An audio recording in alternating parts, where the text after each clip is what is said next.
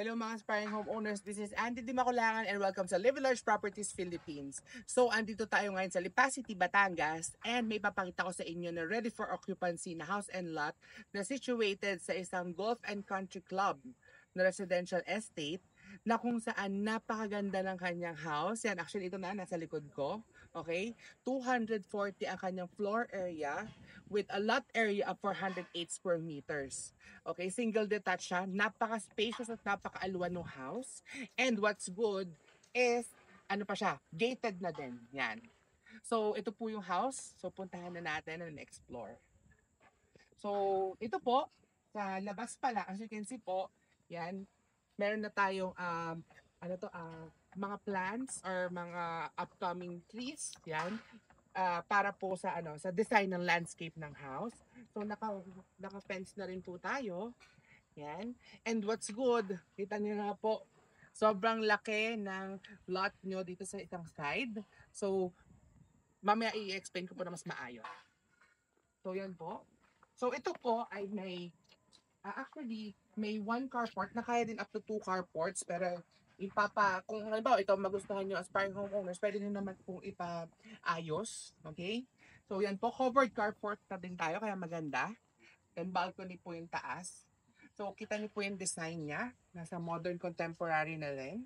So may man's gate tayo. Then ito nga po yung gate natin for the carport. So pasukin na po natin itong house. As you can see po, pagpasok, meron tayong steps.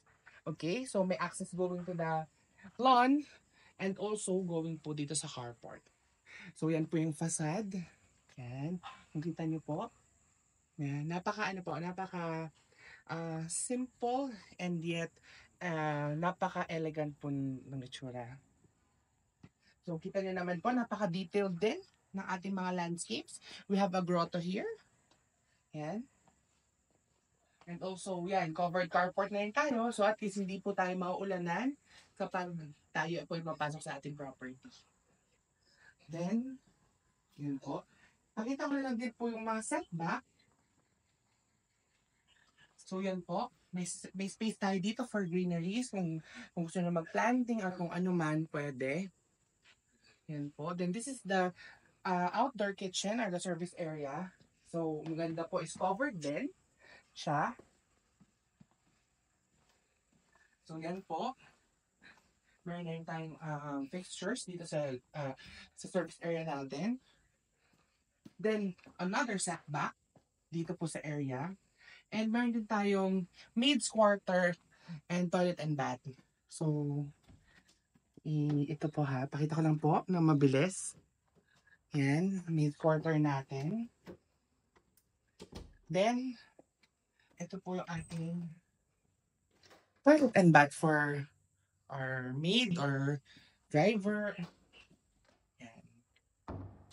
Then, kung makikita nyo po, yan, meron siyang mga, vegetables. Yan, ano ba to? Talong or eggplant, di ba? So, discretion nyo naman mga aspiring homeowners kung ano yung inyong gagawin. Kung ano gusto nyo i-plant. Madali naman yung paltan kung gusto nyo. So, balik na po tayo dito. And what's good, kita nyo, sobrang greenery pa nung area. Napaka-aliwalas niya. May access din po tayo. Pero ito later, papakita natin kung saan.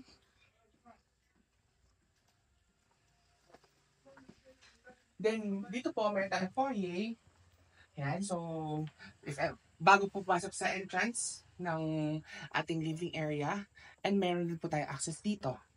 Diba? Sobrang dami access na house na ito, kaya maganda. Yan. So, yan po. Sorry. Ito pala ay cabinet. Ayan, that's good. At least may cabinet tayo for the utilities, okay? So, at least may cabinet po kayo na mukhang room. So, bago tayo mga aspiring homeowners pumasok sa house, so ipapakita ko po muna sa inyo itong napakalawak na area for the house. Like I said, 408 square meters ang lot area. Then, ang house is 240. So, yan po. Actually, halos isang bahay pa ang pwede mong ilagay dito sa area to. Yan. So, ito po talaga ay intended na magkaroon ng swimming pool. Pero kung gusto nyo po, pwede nyo naman po ipalagyan yan. Discretion nyo na. Once na ito yung in-avail nyo na house sa amin. Then yan, pakita na lang din po namin.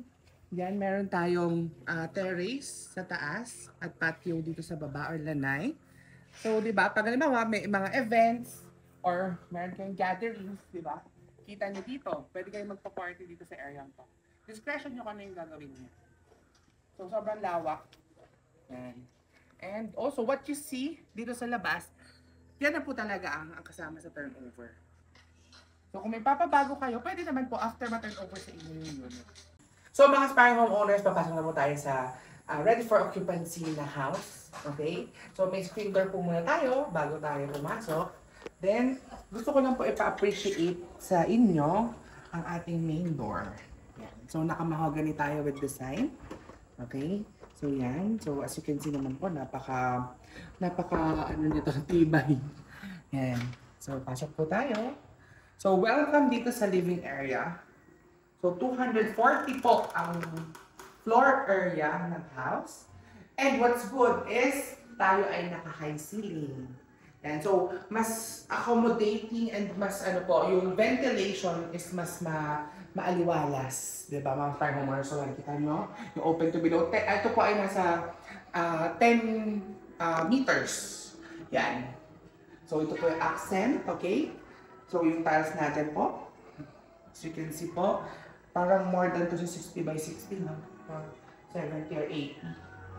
Yan. So, disclaimer lang po, may mga part dito sa house na included na rin po once na ito yung in-avail natin. Pero may mga personal belongings pa rin po yung owner na kung saan kukunin nila yon. So once naman na nagustuhan nyo ito, sasabihin po namin kung ano yung mga included at hindi. Okay?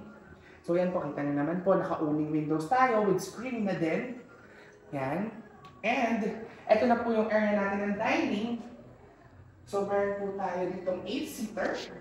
Actually, pwede pa nga po ito ng hanggang 10. Depende sa inyo.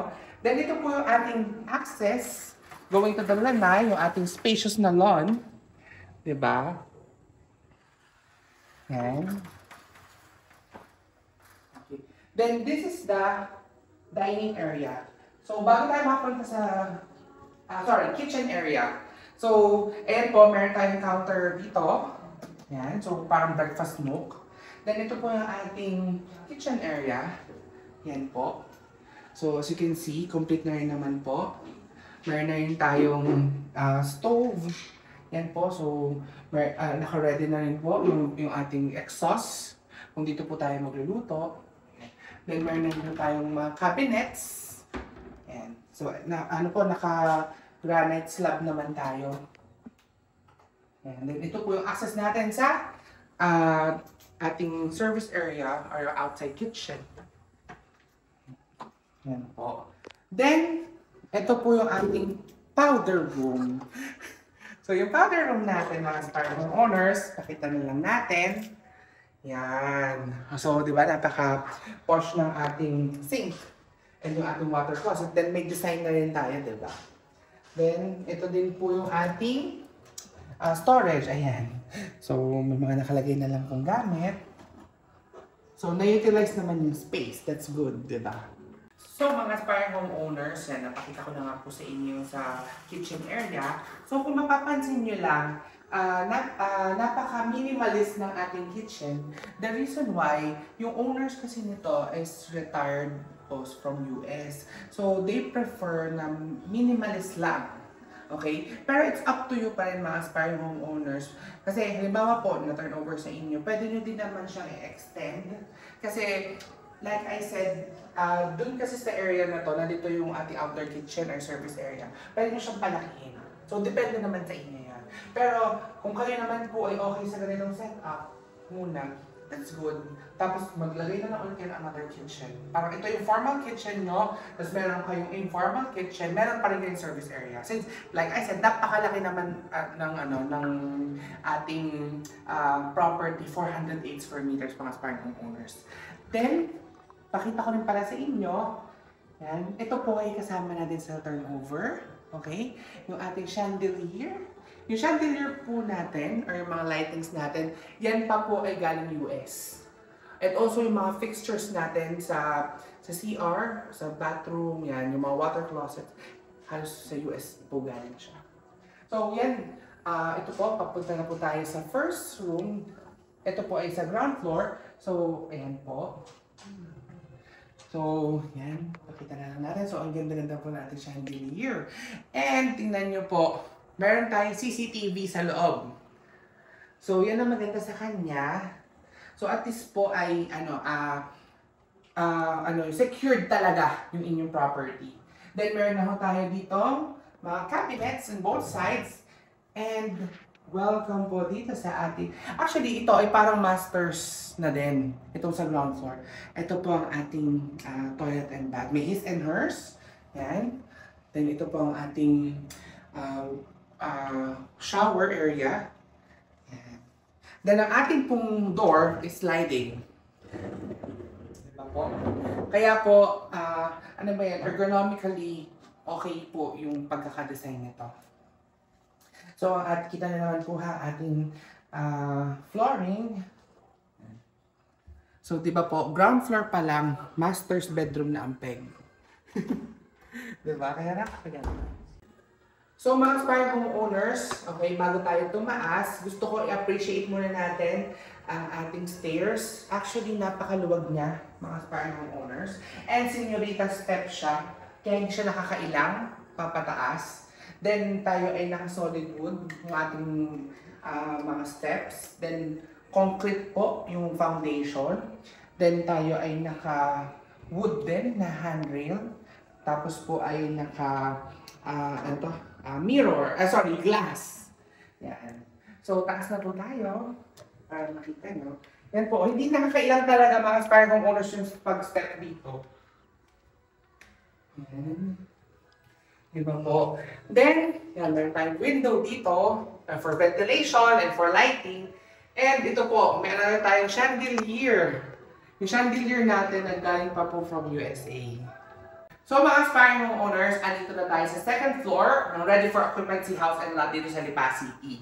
So as you can see naman po, yung tiles natin, napaka-cozy ng ating couch. Pati po ang ating TV included na rin po yan. Pero depende po kung ano yung mga inclusions. Once na ma-turn over po at i-avail nyo itong house na ito. And kita nyo po yung ating open to below dito sa area to. Yan. Diba po? So, kaya ang luwag tingnan ng house. Okay? And also, meron tayong balcony na sobrang laki. Kasi ito yung sa carport. Ang baba po nito mga aspiring homeowners ay carport. So yan, may dalawa tayo ditong chair. Actually, ito yung parang katulad sa mga swimming pool na chairs. Pag sa ganyan. Kita niyo naman po ang community ng location nitong house na ito. Napaka-exclusive po nito. Golf and Country Club na area siya. Napaka-peaceful, relaxing, and yet sobrang accessible po nito sa Lipa City na area. Malapit siya sa SNR, sa SM, Lipa. Malapit din po sa Prima Outlets. Yan. And doon po sa area yon, kita po dito ang Tagaytay. Kaya pag evening at gusto nyo mag-relax dito sa part na to, kita nyo ang skyline ng Tagaytay area. Yun po doon. And ipakita ko na lang din sa atin yung mga spandrel. Yan. Yan po ay steel pero mukha lang wood. Ating spandrel. So pasok na po tayo. So mga aspiring homeowners, dito po sa second floor, so may dalawa po tayong room dito. Pero unahin po muna natin ang common toilet and bath. Yan, so kita niyo naman yung design, di ba? Napaka-cozy. Then ito po ang ating bedroom number 2. Yan. So, ito po siya. So, as you can see po, yan, meron na tayong cabinet, okay? Yan, meron na tayong ventilation, may naka-opening window. Yan, then may kama na rin po. So, nasa inyo naman aspiring homeowners kung anong gagawin nyo sa mga rooms. Then, Ito po ay hindi room. Ito po ay storage. Yan. So, parang siyang pantry sa second floor. Pero, at least may storage po kayo. Para ma-maximize nyo din at least hindi, makalat yung inyong house. Then, punta na rin po tayo. Ito po yung master's bedroom. Yan. So, welcome po dito sa master's bedroom natin. So, yan po. Meron din tayo ulit cabinets. Okay? So, yung cabinets po natin. Yan. And also, yan. Ito po. Tawag dito. Mga aspiring homeowners, nasa sa inyo yan ha. Kung gusto nyo ipa-repaint to, pag nakuha nyo na yung house, nasa sa inyo. So, mga aspiring homeowners, dito sa master's bedroom, meron din tayong master's toilet and bath. Yan. So, as you can see po, napakaganda. Para siyang, hotel vibe. Diba? Pero, to be honest, mas mukhang masters yung nasa ground. Mas malaki yung room doon. Mas malaki din po ang toilet and bath. So, ito, kung consider nyo as bedroom number 3 na talaga. Then, ang maganda naman po dito, may access tayo sa isa pang balcony. Kung natatandaan nyo yung area kung saan napaka-spacious ng lawn. So, ito na po siya. Yan. So, di ba, kung kayo po ay mag-chill, dito, tingnan nyo yung inyong property line, mag-relax, or kung ba, meron mga event dyan, nandito lang kayo, tingnan nyo sila, di ba? So, ganun po. Sobrang aliwalas, sobrang comfortable ng house, napaka-cozy niya. Yan. So, mga aspiring homeowners, let's do a recap. So mga aspiring homeowners, ito nga po yung ready for occupancy na house and lot na available right now sa market. Okay? As of September 2024. Okay? So ito po ay nasa exclusive subdivision dito sa Lipa City. The good thing po dito sa Lipa City na area is third to the highest elevation dito sa Philippines, 1,025 feet above sea level. And what's good pa po, itong location na ito, napakaganda po ng area niya. Overlooking siya, may area siya for na makikita yung Tagaytay skyline, and also meron kayo ditong napakagandang area for the lawn, napaka-spacious pa. So mga aspiring homeowners, itong bahay na ito is 240 square meters ang kanyang floor area, situated sa 408 square meters na lot area. Yan. So meron siyang isang spacious na lawn dito. Yan, modern contemporary ang kanyang itsura. Okay? Napaka minimalist ang dating. Yan. So, what you see po dito halos ay kasama sa turnover. Maliban lang po sa personal belongings ng ating owner. Okay? So, ito po ay 3 bedrooms. Okay? Nasa baba po ang masters talaga. Tapos 2 bedrooms po sa taas. Ang kanyang toilet and bath po is nasa 3. Okay? Meron siyang maid's quarter at saka may toilet and bath din po dun sa likod. Yan. May 2 po siyang balcony dito sa side na ito, sa may part ng lawn, and also dun sa harap. Kasi then covered carport po tayo. Then also meron tayong dining, living, kitchen area, service area, may family area din tayo sa second floor. Complete turnover na. And also yung ibang gamit po is included na once po na i-avail nitong house na ito.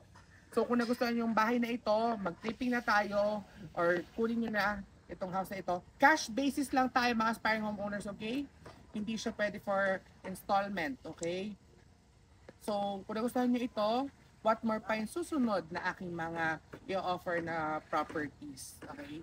So i-like nyo na po itong video na ito, subscribe na rin kayo sa aking channel, Andy Di Makulangan, and also sa aking page na Live Enlarged Properties Philippines. Also sa aking TikTok na Andy Di Makulangan. So, see you po sa aking mga next videos and follow me. Thank you po.